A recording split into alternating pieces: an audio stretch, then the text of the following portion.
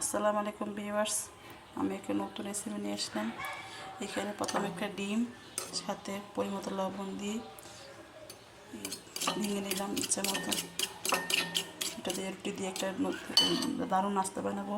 সেটা বিকাল নাস্তা খেতে পারেন, সাথে বাচ্চাদের টিফিন দিতে পারেন। রুটিগুলো আমি দেখাচ্ছি কীভাবে করছি। রুটিগুলো আমি এভাবে অর্ধেক করে নিলাম। আপনার ছুরি দিয়ে করলে সুন্দর হবে, কিন্তু আমার ছুরি নেই দেখে পাচ্ছিও না খোঁজে, তাই জন্য আমি এই দুটো টুকরা করলাম। এখানে ফ্রাই প্যানটা কড়াইটা বসায়ে আমি সামান্য একটু তেল দিয়ে আগে তেলটাকে একটু নর্মালে গরম করতে হবে, যাতে বেশি না পুড়ে না যায় তেলটা।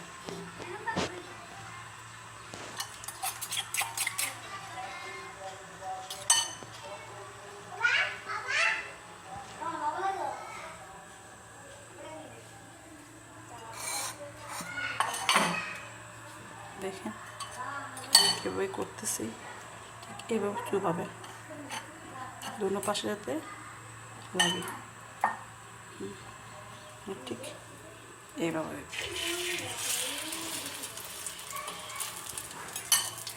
হিটটা একটু কমায় রাখবেন যাতে আপনার পুরিটা না পড়ে যায়।